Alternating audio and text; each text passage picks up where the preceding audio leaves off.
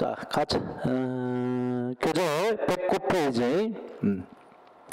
가로 2번 구속영장의 집행, 구속 절차에서 구속영장 집행. 이제 영장 실질 심사를 통해서 구속영장이 발부됐을 때, 또는 수사원이 직권으로 구속영장을 발부했을 때 그 구속영장 집행인데, 체포영장하고 똑같아요. 그래서 뭐 두 번 다시 하지 않을 수도 되고, 체포영장하고 똑같이 취급하면 되고.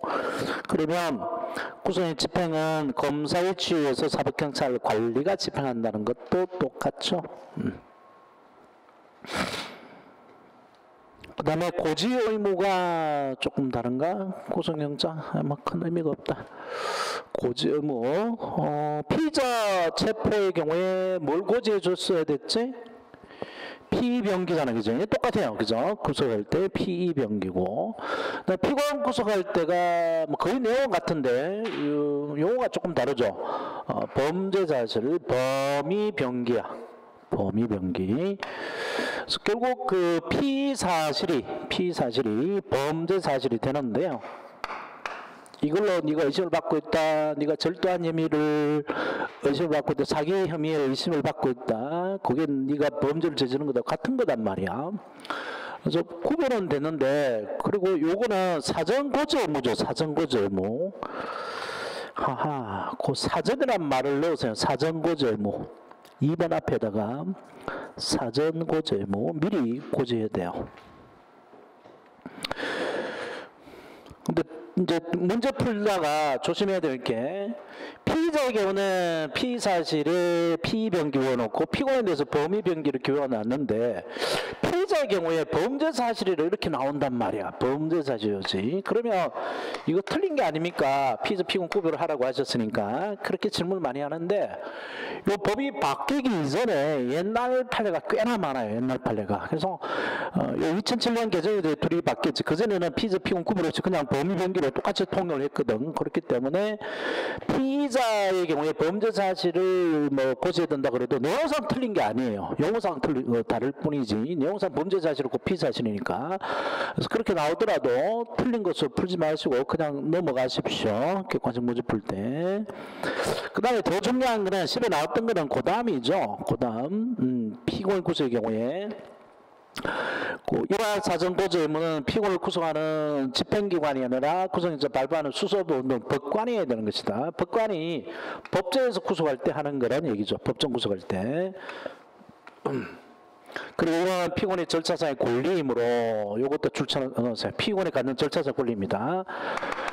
이런 권리를 그런 피의병기, 범의병기를 고지받고 구속돼야 될 그 고지받을 권리가 있어요. 그래서 이 사전고지 의무를 이행하지 않은 구속영장 발부는 위법합니다. 위법동을 해놓고요. 위법해요.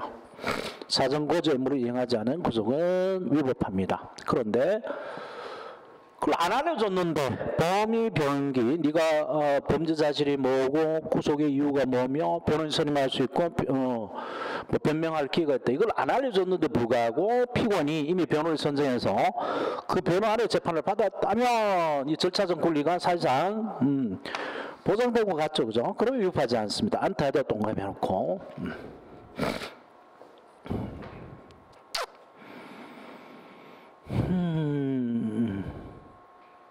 하하, 그런 게 여기 빠져있네.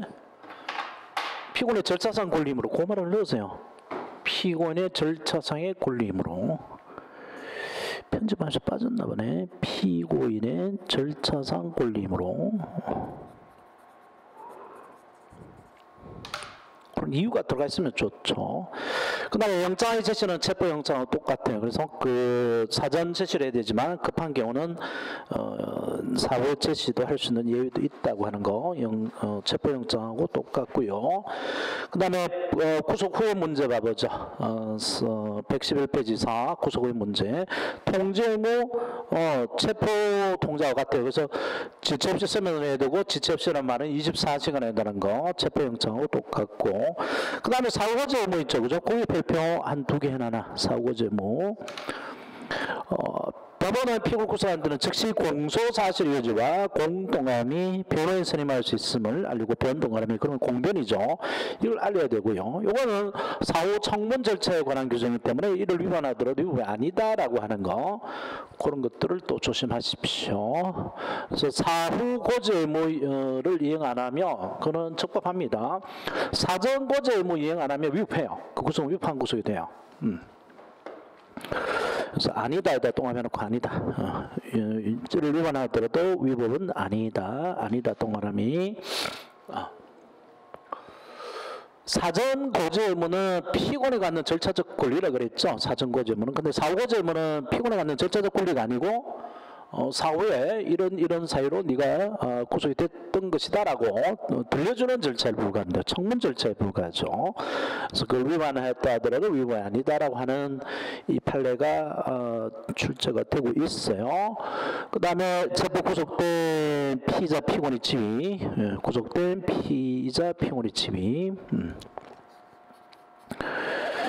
체포권 어떤 건 면회권 있고 변호인 선임 의뢰권 있고 이건 체포하고 같고요. 그 다음에 2번이 또 중요하죠. 별표 3개 놓고 구속된 피의자는 구속 적부심사를 청구할 수 있죠. 피고는 안 되고요. 그 다음에 구속 적부심사 과정에서는 피의자 보석 결정이 가능하죠. 체포된 경우는 안 된다 그랬고요. 그죠? 그래서 구속된 피의자 변호인 등등은 구속 적부심사 청구할 수 있고요. 구속 적부심사에서는 보증금 납입적 공부 피의자 석방 결정, 피의자 보석이라고 그랬죠. 그죠? 피의자 보석이 허용이 됩니다. 인정이 돼요. 체포된 경우는 안 된다 그랬고. 자, 그 다음에 또 중요합니다. 가로 3번 구속기간. 구속기간. 별표를 한 4-5개 놓을까요? 구속기간. 구속 제한 기간을 말하는 거죠. 그래서 형사법은 구속기간을 제한하고 있는데 여기서 한 문제 나옵니다. 구속기간 나올 가능성이 아주 높아요. 박근혜 이재용 구속기간은 언제쯤 출사할까? 봐보죠. 형사법에 구속기간을 제한하고 있습니다. 그래서 강의 노트 32페이지, 33페이지 이렇게 해놨는데 강의 노트가 더 좋아요. 공간상 강의 노트가 더 정확하게 돼서 그게 PPT로 이렇게 하려니까 공간이 부족해가지고 좀 나눠놨는데 강의 노트를 잘 참조해서 보세요. 뭐 메모할 거 없이 강의 노트 32페이지 맨 밑에 보시고 구속기간은 구속할 수 있는 제한기간, 수사기관이 구속할 수 있는 기간, 실제로 구속된 기간을 말하는 게 아니고요. 구속 제한기간에 안 들어가도록 실제 구속된 경우는 구속된 기간에는 들어가죠. 그리고 나중에 그 구속기간을 형에다 다 넣어준다 그랬지, 그지? 실제로 구속된 기간을 형에다 넣어줍니다. 미결국 밀수로서. 그래서 지금 우리가 보고 있는 거는 구속을 할 수 있는 제한기간, 일정 제한기간을 말하고요. 피의자 구속 제한기간, 피고인 구속기간으로 나눌 수 있고요. 기소전으로 나누면 되죠. 기소전으로. 그래서 기소전 피의자가 구속돼서 수사받을 수 있는 기간, 그게 피의자 구속기간이고 기소 후 피고인으로서 구속받아서 재판받을 수 있는 기간을 말하는 것이라고 보면 되겠고, 피의자 구속기간은 일단 사법경찰관은 10일입니다. 사법경찰관 10일. 검사 10일이에요. 검사 10일이고 사법경찰관은 딱 한 번만 11일간 구속할 수 있는데 검사는 원칙적으로 10일이지만 한 번 연장이 가능해요. 한 번 연장 10일 한도 내에서 연장이 가능한데 자기 마음대로 못합니다. 영장주의 원리상 어떤 사람을 어디에 구속하고 얼마나 구속할지는 누가 정한다고 이야기했죠? 영장주의 원리상 법원 판사가 정한다고 그랬죠. 그죠? 검사가 정할 수는 없어요. 그래서 지방판사의 허가를 얻어야 됩니다. 10일 연장하려면. 그때 그럼 판사가 10일을 딱 정해서 연장을 해줄 수만 있는 거 아니면 10일 범위 내에서 7일, 5일, 뭐 3일 판사 마음대로 허가 기간을 정할 수 있는가가 문제되는데 판사 마음대로 정할 수 있습니다. 영장주의 원리가 바로 그거죠. 그래서 11일 범위 내에서 할 수 있어요. 그래서 최장 수사기관이 피의자를 구속해서 수사할 수 있는 기간은 최장 30일이라는 거죠. 원칙적으로 총 30일 돼요. 근데 국가보안법 사건의 경우는 국가보안법 위반 사건의 경우는 사법경찰관도 1차 즉 10일 범위 내에서 연장이 가능하고 검사도 2차 10일 범위 내에서 연장이 가능합니다. 물론 둘 다 판사 허가를 얻어야 되겠고요. 어떤 판사는 무슨 판사라고 그랬죠? 소환판사, 그 수임판사니까 판사 허가 안 해주면 이거 가지고 상소가 될까요? 고등법이나 대법원에 항고 재항고를 할 수 있을까?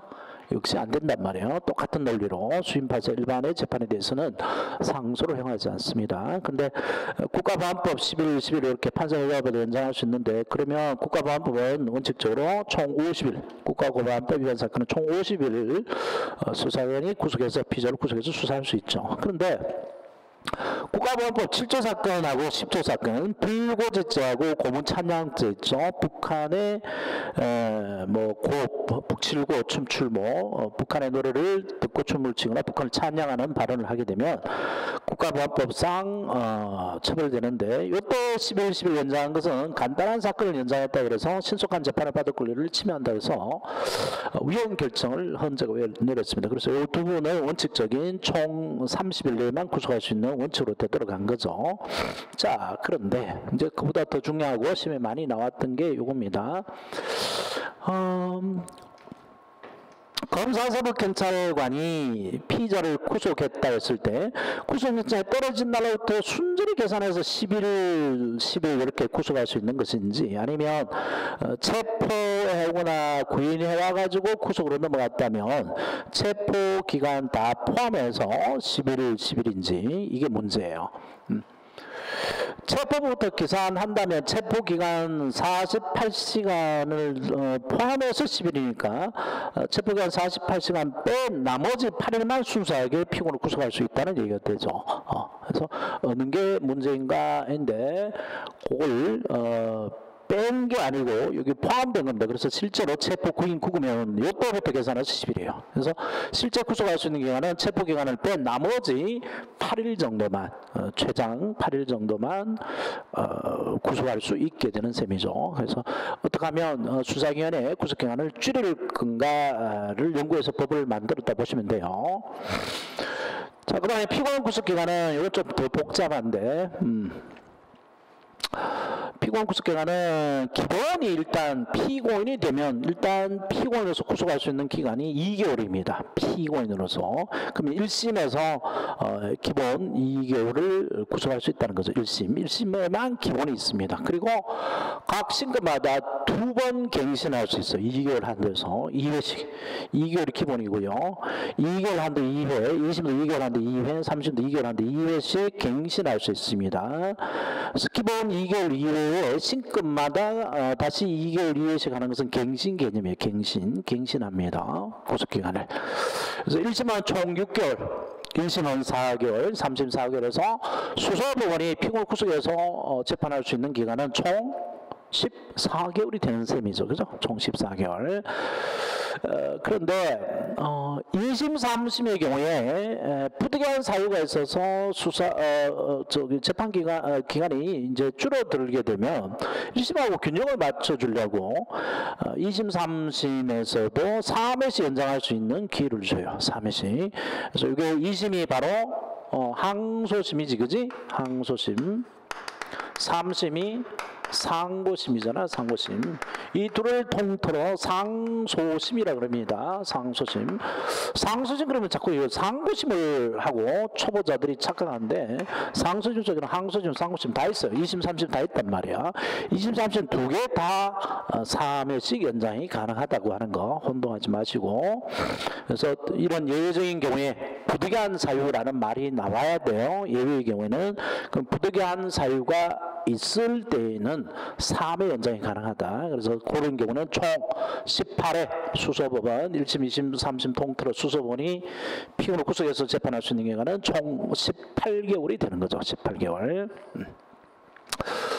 자, 그래서 그걸 정리를 하자면 피의자 구속기간은 체포시부터 계산합니다. 그죠? 경찰의 피의자 구속기간 10일, 검사의 피의자 구속기간 10일이라는 기간은 구속영장이 발부된 그날부터가 아니고 실제로 체포 구인된 기간을 계산해서 10일이란 말이에요. 그러면 피의자 체포기간은 피의자 구속기간에 포함이 된다, 안 된다? 된다, 그지? 포함이 됩니다. 그 포함해서 10일이란 말이에요. 그래서 실제 구속기간은 더 줄어들게 된다. 피고인 구속기간 좀 더 봐보죠. 1심, 2심, 3심 있고 기본 2개월 있고 신검마다 2개월 한도에서 2회씩 연장이 가능하다 그랬죠. 그런데 1심 판결이 선고되면 자기의 구속기간 2개월 연장할 수 있는 거, 요거 선고되면 자기 구속기간 써먹었던 안 써먹었던 자기 신고는 끝나버리죠. 그죠? 1심 판결 선고되면, 그래서 유죄 판결을 선고하고 나거나 유죄 무죄를 선고하고 나면 유죄 무죄의 실체 판결을 선고하고 나면 이 실체 판결이 바로 본안 재판이죠. 본안 판결을 내리고 난 법원이라도 만약에 유죄 취지로 판결했잖아요. 유죄 취지로. 그러면 계속 구속을 해야 되죠. 계속 구속을 해야 되는데 1심 신급은 끝났단 말이에요. 1심 신급은. 그러면 2심 신급이 선고가 되고 나면 2심이 이제 항소를 할 수 있는데 2심이 구속할 수 있는 구속기간 요거를 1심에서 대행갱신을 한 해 할 수 있어요. 한 번 대신해서. 그래서 1심 판결이 선고하고 나서 7일 이내에 항소를 해야 되잖아, 그지? 항소. 7일 내에 항소를 해야 되고요. 그 다음에 항소, 법원이 그 사건을 알려면 기록에 넘어와야 되잖아요, 그죠? 넘어와야 되는데 1심에서 서울중앙지법에서 서울고등으로 기록을 넘겨주는데 며칠 안에 넘겨줘야 돼? 14일 안에 넘겨줘야 되죠. 그죠? 14일 안에. 그러면 14일, 기록이 오기 전 14일까지는 2심은 이게 무슨 사건으로 구속이 됐는지 안 됐는지 전혀 알 수 없죠. 아무 기록도 안 나왔으니까. 자기도 모르니까. 그래서 기록이 있는 원심법원에서 이쪽 구속기간 한 해를 갱신해 줍니다. 그리고 기록이 14년에 송부했다 하더라도 아직 뭐 우체국이 바빠서 도달이 안 됐으면 여전히 모를 거 아니에요, 이쪽은. 그죠? 그래서 기록이 도달할 때까지는 기초기록이 있는 원심법원에서 피고인 구속에 관한 거, 구속 뭐 그다음에 보호석, 집행정지 이런 결정을 다 해줘요. 이쪽에서 해줍니다. 그러면 남는 거는 여기서 2개월 한도에서 기본이 부당한 사유가 있으면 3회잖아요. 그래서 기본이 2개월, 기본이 아니고 기초적으로 2개월 한도에서 2회 갱신할 수 있는 것 중에 한 번을 이쪽에서 대행해서 보내보냈으니까 남은 거는 한 번밖에 없죠. 그죠? 20에서 30 넘어갈 때도 마찬가지. 밑에서 위에 거를 대신해서 해줍니다. 자, 그 다음에 법원에서 밑에를 파기해서 보냈어요. 파기. 이번에 그 선마을 여교사 강간 사건, 여고생이 아니지, 여교사 학부모들이 강간했는데 3명이서 했다고. 3명이서. 근데 1심, 2심에서 각각 징역 뭐 7년, 10년 이렇게 받은 것 같은데 검사가 대본에 상고했습니다. 상고했을 때 2심에서 얘네들이 2번 시도했다고 하더라고요. 12시 전에 한 번 했는데 다 미수가 됐고 이제 여기서 잠들고 가서 또 한 건데 그거는 기소가 됐고 이제 이걸로 처벌하는데 이게 합동성이 인정이 안 된다 그래서 뭐 미수범을 처벌을 안 했던가 봐요. 2심에서. 그래서 이게 잘못됐다고 해서 파기합니다. 파기하고 2심 광주법으로 다시 사건을 내려보내요. 이게 파기환송입니다. 파기환송. 근데 무죄 취지가 아니죠.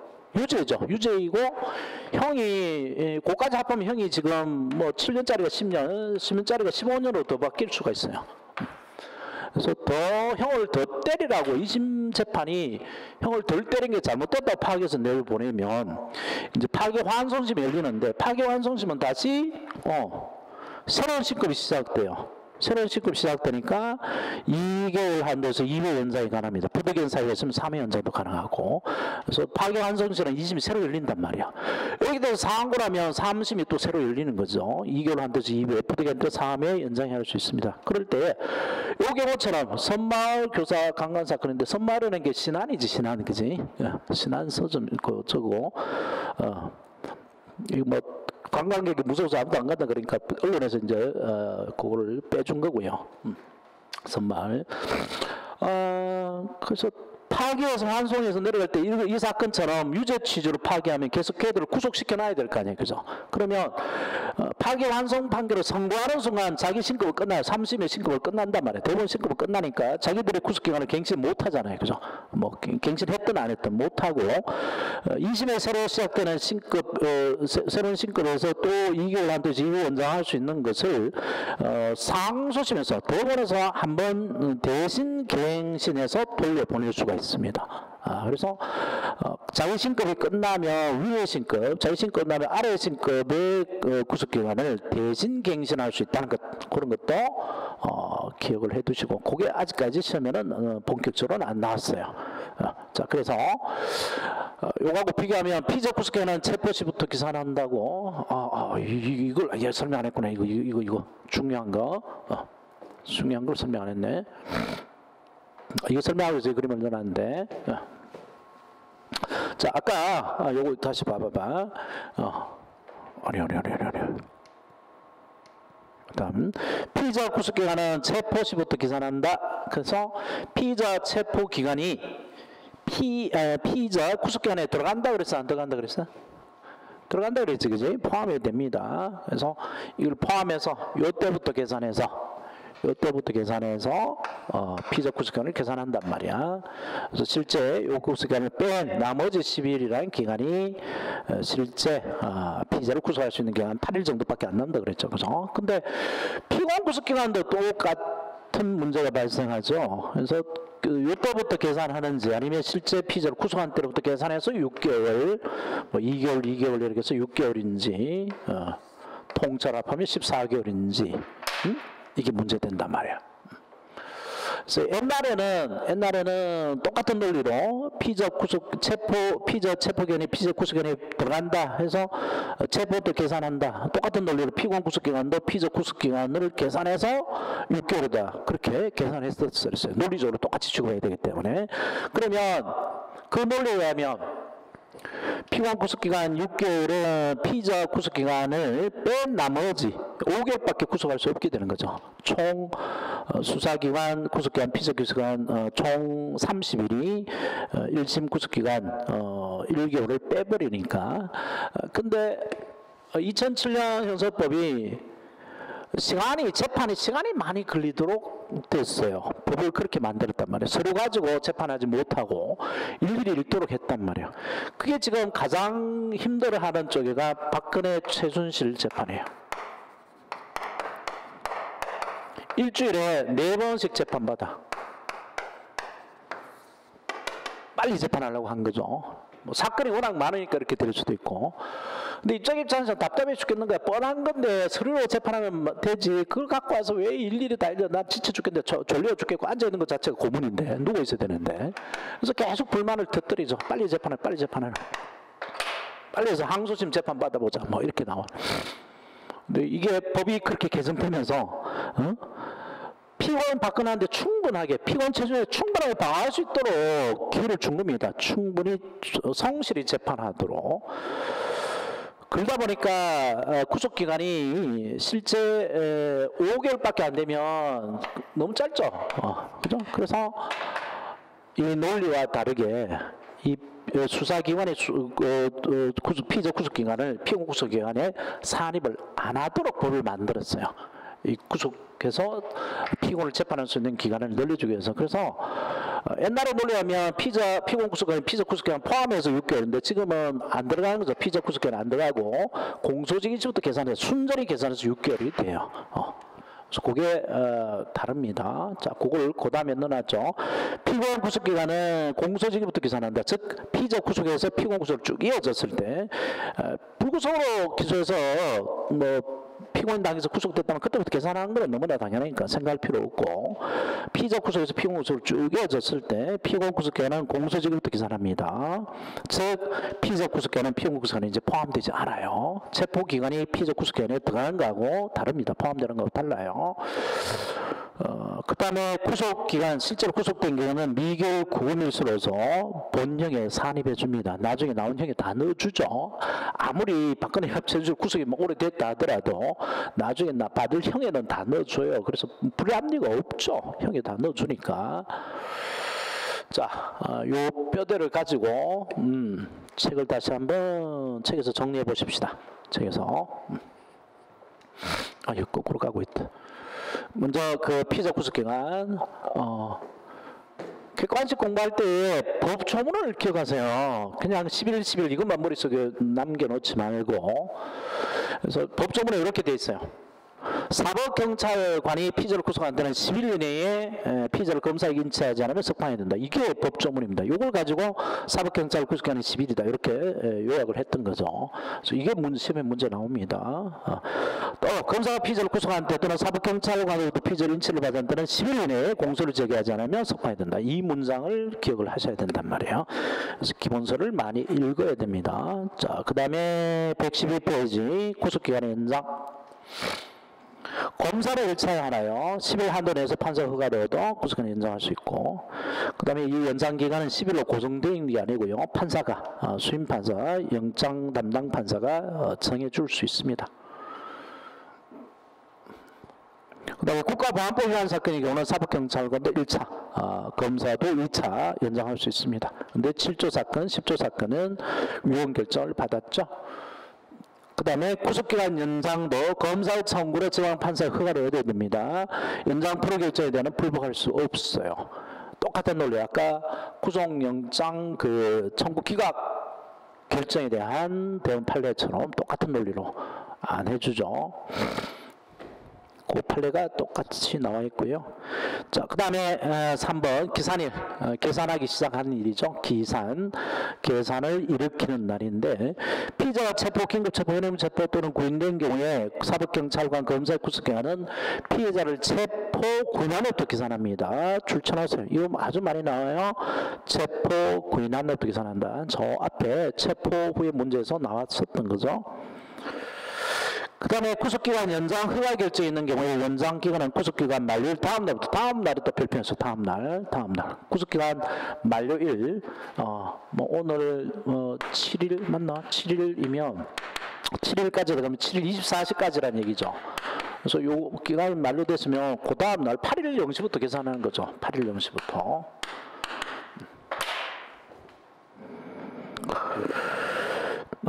그래서 주의에 넣어놓은 거 아까 도표에서 본 게 또 나오는데, 주의에 피의자 체포기간은 피의자 구속기간에 포함된다 맞다. 2번 구속기간 연장 구속기간 만료부터 계산한다. 그럼 틀리죠. 만료일 다음 날부터. 그 다음에 요점에 정리를 해놨는데, 피의자 구속기간, 구속제한기간에 포함되지 않는 기간, 도망중인 기간, 구속할래야 할 수 없는 기간이니까. 구속집행정지기간, 감정유치기간. 구속집행정지는 앞에서 병원에 간 기간이고요. 감정유치는 정신병원에 강제로 가두는 기간이죠. 그럼 구속영장 효력이 멈출 수밖에 없죠. 집행정지하고 감정유치 됐으니까. 그 기간만큼만은 피의자 구속기간이 진행이 안 되겠고요. 그다음 영장실질심사기간, 체포구속 적부심사기간은 실제로 구속을 진행할 수 없죠. 피의자 신병이 영장실질심사의 경우는 영장전담판사한테, 체포구속 적부심사의 경우에는 법원에 신병이 가 있으니까 그 기간만큼 피의자 구속기간이 빠집니다. 그래서 실제 구속기간은 더 늘어나는 거죠. 대체로 한 이틀씩 돼요. 이틀씩.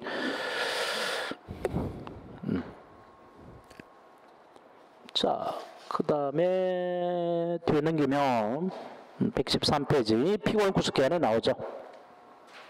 그래서 구속기간은 법원의 피고인의 구속기간은 2개월 한다. 이게 기본 2개월이 있고요. 그 다음에 각 신급마다 이제 2회씩 연장할 수 있죠.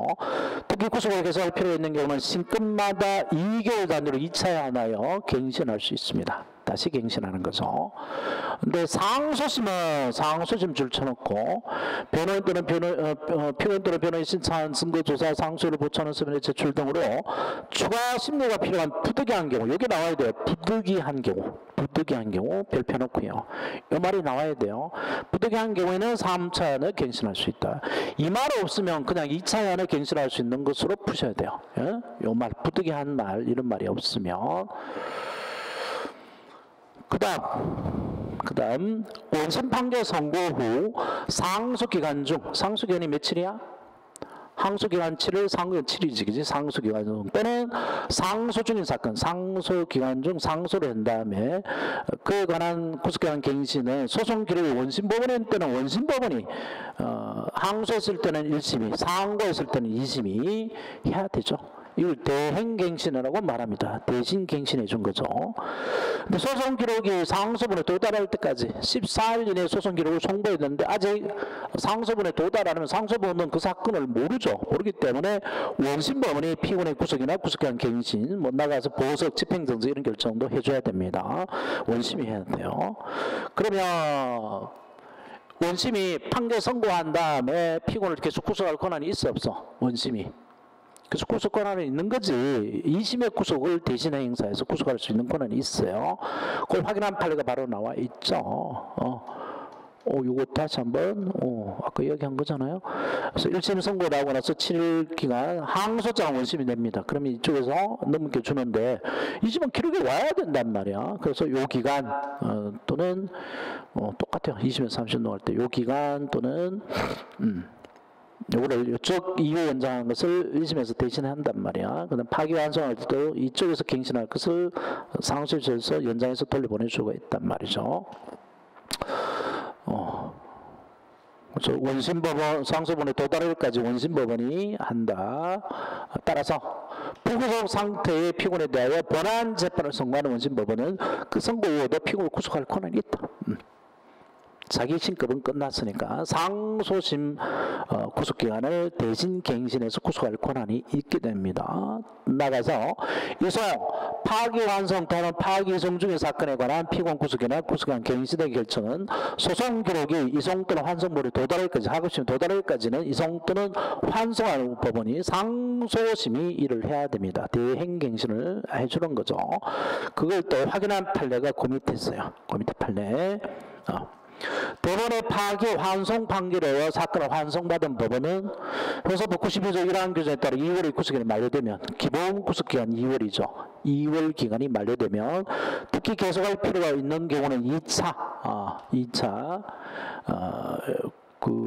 환송법원이 2차 할 수 있는 거죠. 새로 2차. 만약에 대법원선고조 57 이항 규정에서 구속기간을 갱신한 경우, 즉 대행갱신에서 내려보는 경우는 남은 거 1차에 하나여 구속기간을 갱신할 수 있게 됩니다. 그 다음에 피고인 구속기간 갱신 결정은 법원의 결정이기 때문에 여기에 대해서는 항고할 수 있죠. 피자 구속기간 갱신 결정은 수소법원이 아니라 수임파제 재판이기 때문에 상소가 안 되지만 피고인에 대한 구속기간 갱신에 대해서는 항고할 수 있습니다. 자, 주의에 많이 넣어놓은 거, 이전 구속기간은 재판 선고일까지다. 뭐 그런 거고, 주의에 많이 넣어놓은 거 봐봐요. 항소심은 2개월 단위로 2차원에 갱신할 수 있으나 상고심은 3차원에 갱신할 수 있다. 뭐가 틀렸어요? 뒤가 틀렸어요. 뒤가. 상고심은 3차원에 갱신할 때 이 말이 틀렸어요. 3차원에 갱신하려면 무슨 말이 나와야 된다 그랬어?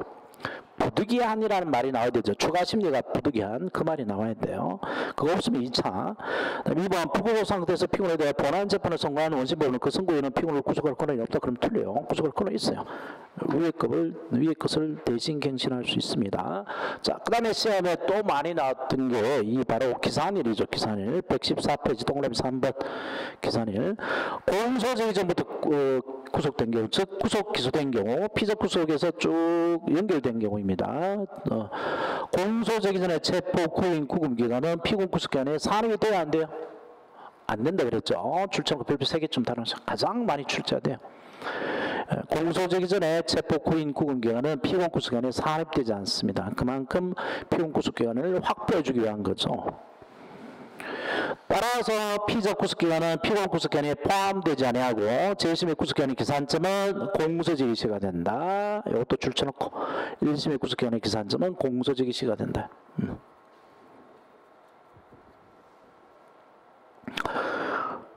자, 그 다음에 주의에 1번, 2번 나누고 3번 봐보세요. 주의 3번. 구속 기소된 피고인의 구속기간은 피고인이 체포 구속된 후 기산하여 2개월이다. 그러면 틀리지. 뭐가 틀린 거야? 3번. 주의 3번. 구속 기소된 피고인에 대한 구속기간은 피고는 체포 구속된 날이 아니지, 그지? 공소제기일부터 기소하나 2개월이다, 그렇게 해야 된단 말이야. 그렇게 속이면 시험장에서 막 다급하게 문제 풀다 보면 이게 답이 눈에 안 들어와요. 그래서 미리 주의해서 연습해 보시고, 니한 공소제기 후에 구속한 경우는 그거는 뭐 처음부터 구속된 날로 계산하면 되는 거죠. 공소제기부터 계산하는 게 아니고. 자, 그 다음에 요점 봐보세요. 피고인 구속기간, 구속제한기간에 포함되지 않는 경우 기간 피자하고 같죠. 했고, 도망 중인 기간, 보호석 기간, 보호석이 구속 집행정지하고 똑같죠. 그래서 구속 영장 효력이 멈추니까 감정지 기간, 요거는 피고인 구속기간에 들어가지 않습니다. 그 다음에 우리가 금방 본 피자 체포 기간, 구속 기간, 즉 공소제기 전에 체포 구인 구금 기간이 피고인 구속기간에 산입 안 돼요. 그 다음에 이게 조금 어렵죠. 뭐 굳이 두 문자를 따자면 기변 신병 이렇게 땄던가. 기변 신병.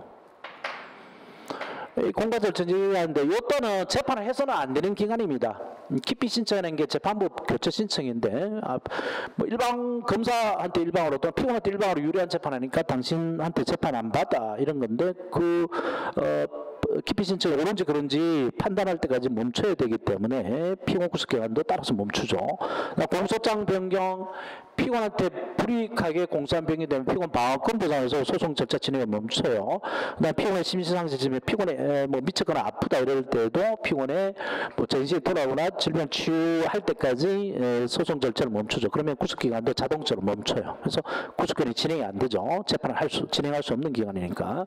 위헌법률 심판 제청도 마찬가지죠. 기변 신병위라고 할까? 기변 신병위. 그래서 간통죄가 옛날에 있었을 때 간통죄위원이라는 것을 판사가 헌법재판소에 심판을 요청한 것을 제청이라고 불렀어요. 제청. 판사가 뭐 일반인은 제소겠죠. 제소인데 이거는 제청이라고 불렀어요. 제청에서 그러면 헌법재판소의 위원 판단이 내려올 때까지 위원인지 합헌인지 판단이 내릴 때까지 간통죄 재판을 해서는 안 되죠. 그럴 때에 구속기간도 자동차로 멈춥니다. 그런데 그 밑에 주의 봐보세요. 주의에 병합심리신청. 병합심리라는 게 뭐 서울에 하나 재판 받고 저기 광주에 하나 재판 받으니까 왔다 갔다 하기 힘드니까 서울이나 광주에서 모아서 재판해달라. 여기 병합심리 신청입니다. 그리고 관할지정 신청, 서울의 관할이 서울인지 뭐 인천인지 애매모호할 때 어느 법원에서 해달라라고 하는 것인지 그거를 서울고등법원에 신청하죠. 그러면 어느 한 부분은 정지합니다. 관할 이전 신청도 마찬가지죠. 광주에서 서울로 옮겨달라. 재심 청구 경합 1심 확정 판결에 대해서 재심을 청구하고 그것을 기각한 2심 확정 판결에 대해서 재심을 청구하고 그러면 재심 청구 경합되는데 두 문자를 따자면 뭐 쉽게 따져. 병지이제, 병지아제 이렇게 딴데 이거는 뭐 할 필요 없이요. 법원이 2개 이상의 경우입니다. 법원이 2개 이상의 경우. 그래서 한 법원에서 그 사건을 심판하려면 할 수 있어요. 그래서 한쪽은 정지적고 한쪽은 재판을 진행할 수 있으니까 구속기간도 계속 진행이 됩니다. 그래서 산입이 돼요. 이때 소송 절차가 정지된 기간은 한쪽만 정지시키면 되니까 피고인 구속기간에 그대로 산입됩니다. 그래서 앞에 본 기변 신병 기변 신병휘하고 병지아자하고 잘 구별하시고요. 어려운 시험에는 등장하죠. 그 다음에 구속기간에 포함되지 않는 기간에도 실제로 구속된 기간은 미결구금일수에 넣어줍니다. 미결구금일수는 산입돼서 나중에 형에는 다 넣어주죠. 그래서 그만큼 까줍니다.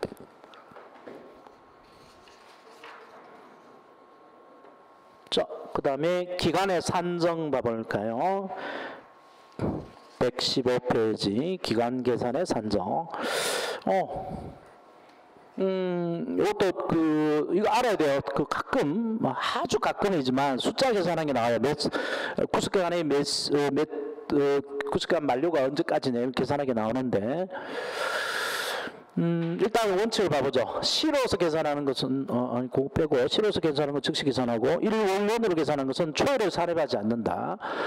첫날은 뺍니다. 첫날 빼니까 그 다음날 0시부터 계산해요. 만약에 오늘이 10월 29일이야 30일이야 9일로 치고 29일 날 1심이 선고됐습니다. 그러면 7일 안에 항소를 해야 되잖아요. 그죠? 7일 안에. 그럴 때에 29일 날 뭐 10시에 선고든 1시에 선고든 뺀다고. 그러면 10월 30일부터 계산하는 거죠. 10일 30일부터 계산해서 7일이에요. 7일. 그러면 아이고 골치 아프구나. 30일 있고 31일도 있나? 31일 이거 하나하나 다 해야 되네. 1, 2, 3 안 그러면 안 돼. 4, 5 보통 만약에 이게 뭐 10월 1일이다 이렇게 되면 10월 1일 빼고요 2일부터 계산해서 플러스 6을 해주면 되죠. 하루 잡아먹었으니까 남는 숫자 6을 더하면 8일까지 그렇게 계산되면 돼요. 그래서 이렇게 두 달 겹치면 하나하나 다 해야지 뭐 방법 없지. 그래서 하나, 둘, 셋, 넷, 다섯, 여섯, 일곱 해서 11월 5일 24시까지 상소장을 내야 됩니다. 항소장을 내야 돼요. 그래서 다음 날을 이기를 건다. 이기를 0시부터 계산합니다. 그 다음에 말일이 토요일이나 공휴일이다 그러면 그것도 빼요. 그래서 그 다음 날 24시까지 만료를 합니다. 24시까지. 이런 것도 좀 써놓고요. 근데 그 예외가 구속기간하고 시효, 특히 공수시효 기간 계산할 때 예외가 구속기간 계산하고 시효기간 계산할 때는 피고한테 조금이라도 이익을 주기 위해서 첫날도 하루 구속된 걸로 쳐줍니다. 그래서 만약에 10월 29일 날 구속이 됐다면 사법경찰관의 구속기간이 있죠. 사법경찰 구속기간은 10일이잖아요. 그죠?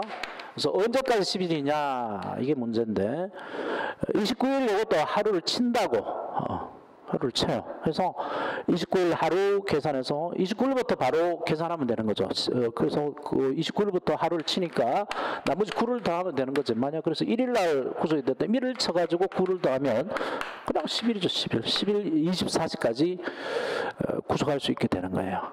사법경찰관이. 이건 또 계산하기 귀찮네. 그래서 다음 0시부터 계산합니다. 그 다음에 구속기간하고 시효기간 계산할 때는 말일이 공휴일 토요일이라도 당일 넣어요. 그래서 당일 24시까지 그날까지 만료를 합니다. 그래서 뭐 구치소 이렇게 석방을 보면 12시에 석방이 돼요. 12시에 막 구치소 우리 집이 구치소 근처인데 거기 사람들이 막 몰려가요. 면회하고 뭐 아니 면회보다는 그 석방된 사람 마중 나가려고 그거 봐주면 되겠고 그 다음에 방갈로 사업은 구속기간이 도가란 말이 헛되이 보내다. 근데 일본 말이죠. 구속기간의 경과 만료인데 구속기간 뭐 사법경찰관 10일, 검사 10일, 1심 2개월 지나면 구속기간의 효력이 없어진다. 그걸 실효라 그래요. 효력을 소멸한다. 실효된다고 보는 거는 통설이고 실효되지 않는다. 그대로 효력이 계속 유지되고 있다고 보는 것은 판례인데요. 뭐 뚜렷한 건 아니고 통설은 항상 피고의 보호를 하는 입장에서 이론을 만들고 판례는 수사와 재판의 편의를 위해서도 이론을 만드니까 뭐 일관되지는 않아요. 그래서 판례에 따르면 구속기간이 지나더라도 구속영장 효력은 그대로 유지가 되고 있는 것으로 보셔야 되겠고요. 그 다음에 재구속 제한까지를 볼까요? 재구속 제한. 재구속 제한. 피의자의 경우는 수사기관이 피의자를 구속했다가 석방했다가 그걸 남용을 할 수 있죠. 비록 정황판사의 영장을 받아오지만 그래서 법이 남용을 막기 위해서 한 번 구속했다가 석방한 다음에는 다시 구속 못하게 막아놨습니다. 검사 또는 사법경찰관에 의하여 구속됐다가 석방된 자. 이 뭐야? 피의자의 피고이야. 위에 써놓으세요. 구속되다 석방된 자 위에다가 피의자만입니다. 피의자 오해놓고 피고인을 넣어서 써요. 피고인은 아니에요. 피고인은 이런 경우가 없습니다. 구속됐다 석방된 자 피의자는 다른 중요한 증거를 발견한 경우를 제외하고는 동일한 범죄 사실에 관하여 재차 구속하지 못한다. 그래서 다른 중요한 증거에 중동감해놓고 중고 취재라고 써놓으시죠. 중고 취재 무슨 말인지 모르더라도 그래서 여기 이제 요게 나온 거죠. 중요한 증거, 구속 피의자 석방 후 재구속, 다른 중요한 증거가 발견돼야 됩니다. 동일한 범죄 사실에 관해 재차 구속하지 못하죠. 다른 범죄 사실이면 재차 구속 가능한데 같은 범죄 사실을 가지고 구속했다 석방했다 또 재구속 못한단 말이에요. 그때 한계 목적의 동시 또는 수단 결과 관계적 행위는 별개의 행위지만 동일한 범죄를 간주합니다. 이 말은 동일한 범죄자가 간주돼야 동일한 범죄 사실에 관해 재차 구속하지 못한다는 규정을 적용받죠. 그래서 이런 것도 재구속을 금지시키는 거예요. 안 그러면 이 재구속 제한 규정을 회피할 수가 있죠. 이걸 또 질문을 많이 해서 왜 그런가라는 걸 많이 설명했는데 절도를 저지른 놈을 구속했다가 절도범이 아니다 그래서 석방을 했습니다. 그러면 절도죄에 대해서 다시 구속 못하죠. 그죠? 재구속 금지돼요. 근데 이놈이 주거를 침입하고 절도를 했거나 절도하면서 손괴를 했단 말이에요. 손괴. 손괴.